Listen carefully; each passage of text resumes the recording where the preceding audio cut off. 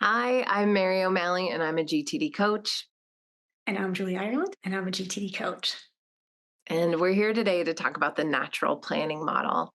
So, Julie, I would love to hear you explain how you kind of set this up for our Yeah. clients and talk about the natural planning model.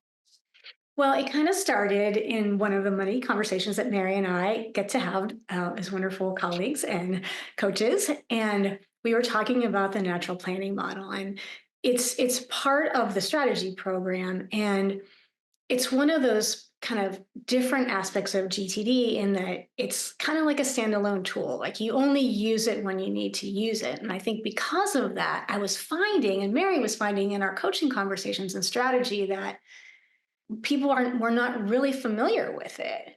We wanted to just give everyone a sense of this amazing tool, what it is, when to use it. And then we're going to do a separate video. We're going to do a demo in a separate video. So stay tuned for that. Today, we just want to tee it up a little bit. So, when have you found the natural planning model was helpful for clients? Obviously, there's time and resources spent in doing the thinking. So I find that it's really helpful for certain things like making decisions. Mhm. Like if we're kind of weighing stuff, this is a great tool for that. It's great as a way to kind of frame our thinking for a project that might have a sense of stress in it, or maybe we have little to no experience. And so there's like all this unfamiliarity.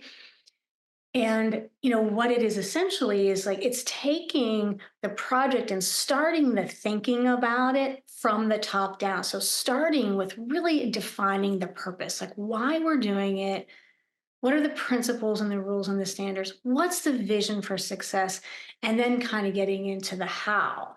So it's framing it from like a top down approach. And so it's really, really helpful for things that have like they're really important to us, or maybe they have kind of an emotional aspect to it. What do you think? What's your experience of like Or the where to bring it in? Yeah, or the where to start is not clear. Mm, mm, So because it starts at the top and then goes down, it goes down to kind of the ground level, what's the next action question. It can be a really great tool to use when we don't know what the next action is, but we do know that we have a project to plan. yeah, And the other way that it can be helpful for clients is when clients kind of come in at that brainstorming phase yeah, and get get a little stuck. yeah, Um, yeah, David Allen has that great quote: when you want to get more done, go down. And when you want to get clearer about what you're doing, expand your horizon and go up a little bit. And I think I'm butchering that quote, by the way, but also that's true here. Classically, when I see clients kind of come in at the brainstorming phase, there might be a little bit more thinking to do. And one yeah, of the questions that I love that occurs at those higher levels is, what does success look like for all parties involved? And how would I yeah. know? And so when you have multiple stakeholders, really considering them or bringing them in on an ideation session can be helpful at that stage. Those are two Beautiful. instances where I tend to use it as well. Yeah, it really is taking a step back. We talked about this earlier. Like we've all been in conference room where people have ideas and they start brainstorming, and then all of a sudden there's all these ideas. In my experience, we can have a different relationship to a project when we do kind of take a step back from like all of that and really clarify why. Why are we doing this? Why does it matter? What are the kind of standards we need to hold ourselves to? What does success look like? Now we're framing the thinking from like a deeper perspective. And it's so valuable. And I know for myself, I'm so grateful to have access to it when I need it. So I'm obviously a big fan.